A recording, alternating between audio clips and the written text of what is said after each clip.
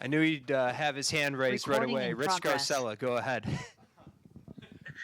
Hey, Nick, how are you? I'm good. Nick, what do you recall the most about your recruitment by Notre Dame and how, what was the tipping point? What was the deciding factor that you chose Penn State over Notre Dame? Yeah, first, Notre Dame was obviously a good visit when I was a senior. As my official visit, it was a good visit. Coaches were nice and all, the team was all nice. What it came down to really was just the atmosphere. Penn State treated me like just family ever since I went up for a recruit. They treated my family like family. It was an easy choice too. Just the tradition how the running backs have been produced here. It's close to home, and just being from PA, like there's no other place to be. So that really came down to that. All right, raise your hand in the room if you have a question. We'll go to another Zoom one, Seth Engel, and then we'll go to Bob. Hey, Nick. When we talked to Coach Franklin, he said that you're trying to decide what you're going to do in terms of going to the NFL or returning for another year. Have you kind of made a decision or at least, a timeline on that? And what has that process been like while preparing for football games? Yeah, I haven't made no decision yet. I'm still worried about finishing this season off the right way. We got a chance to do something that we haven't done in a while. Is compete for a national championship. So right now I'm just focused on that, and at the end of the season I'll make a decision. Hey, Nick, how are you? I'm good. How you doing? I'm good. So your touchdown run, the long run against Boise State, what was that play called? Could you tell the way it was blocked that you had a chance to score? And then also, what is your favorite running play to run? Like when it's called in the huddle, your eyes light up because maybe that's the one that you're the best at. Yeah, that run, it was just a gap scheme run. Shout out to the O-line. They did a heck of a job blocking. And just making a cut and making the one-man miss we always talk about. So shout out to them. It was a great run. And probably my favorite run, I love really any run for real. Like I run inside zone, mid zone, gap scheme, outside zone. It doesn't really matter, man. So. Nick, what are your early impressions on Notre Dame's defense, and what have you learned about them from either watching the Sugar Bowl or just the tape you've seen so far? Yeah, Notre Dame is really good defense. Really good team, really fast defense. They're physical. They're all gonna rally to the ball. I feel like just they play as a team. Once you play as a team, it makes the defense really scary. So they're a really good team, and I feel like we're gonna have a plan for them. So we'll be good.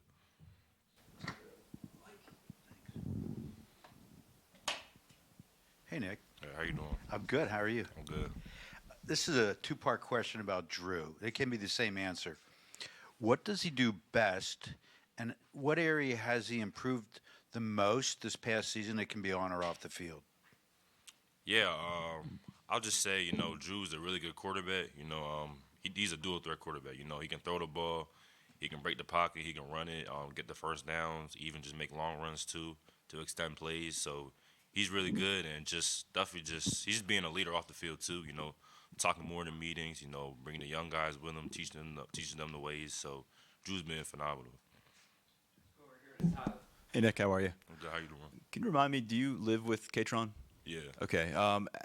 Have you picked up anything different about him in the month of December? Because we've noticed a little bit different in his game. I mean, has there been, I don't want to say flicking the switch, but is there anything you've noticed about him, his demeanor, his performance on the field that you can kind of share with us versus it just being, he went from kind of not being all that efficient to being 8 yards per carry? Yeah, Katron's been good. Get to a point this season, he's been taking care of his body, being in the treatment room every day, He's being that guy. He's a team player, everybody loves him to death. He's trying to make everybody better, man. So, he's a really good player, just doing the little stuff, man. So, he's been really good. And smiling more around the house, though? Definitely, yeah, he smile, yeah. Let's go in the back to Bruce and then John. Hey, Nick, how you doing, my man? Good, how you doing? Good. Hey, listen, you're in the middle of, pressure-packed, now 16-game season. What are you finding on a week-to-week basis is more challenging, the mental aspect of going into a big game or the physical aspect of getting your body ready to play? Yeah, I feel like it's kind of both.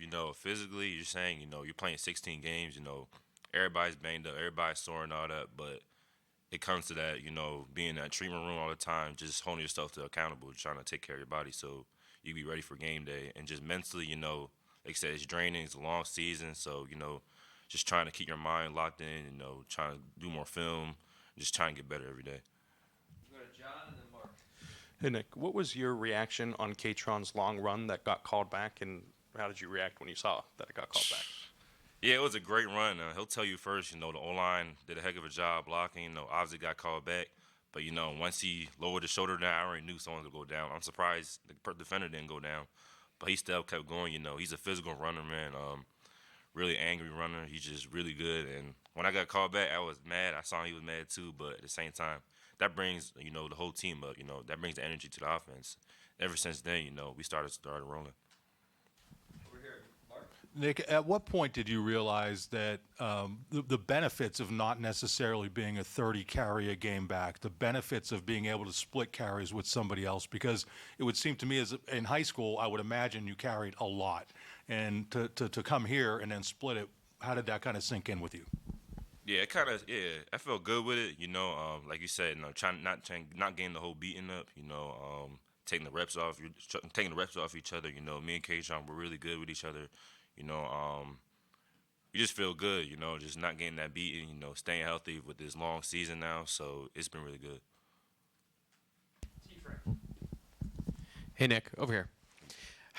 Is there like a positive feedback loop between you and Katron for being each other's lead blocker? Because I imagine if you don't throw a good block, do you wonder if you're going to get one on the next time where you're the runner on the next play? No, there's no real like that. We always gonna make mistakes, but just me and him, we're a good relationship. That's my boy. Stuff's gonna happen, but at the same time, we're gonna do what it takes, to make each other really good. He's gonna block for me, I'm gonna block for him. Just being that complimentary teammate.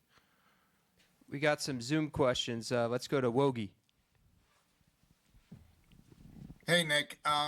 Coach Franklin said a bit earlier just about your decision process, decision-making process. If he decides to come out, we'll fight like hell to get him back. How is he doing that? What you mean, like? That his quote was, "If he decides to come out, which means if you decide to leave, we'll fight like hell to get him back to come back next year." How is he doing that with you? How is he fighting like hell to make you want to stay? No, yeah. He just tells, the pros and cons and all that. Just if you're leaving, the pros and the cons if you just stay and stuff like that. So he's been really good. He's not really focused on that because, we still got 2 more games left. We want to try and win a national championship. But there's obviously been background, conversations and all that. So, he's been really good. Either way, he's always going to have my support. So Coach Franklin's amazing. Let's go to Max Ralph. Hi, Nick. I know you guys emphasize ball security every day, have been forever, but Notre Dame's number 2 in turnover margin this year. You guys have already felt the effects of winning the turnover battle in your first 2 CFP games. Is it possible to emphasize it more going into this game than you already have? Yeah, I feel like, every week we stress it. It don't matter who we play, no matter who the opponent is, we always talk about ball security. That's the most important thing we do, especially during practice too. He always emphasizes that. So, obviously Notre Dame, they're really good defense. They obviously really good defense for a reason. So, he's got obviously have a great week of prep. Ball security, obviously the most important thing on the field. So, we'll be ready. Let's go to Joe Smeltzer and then Tyler.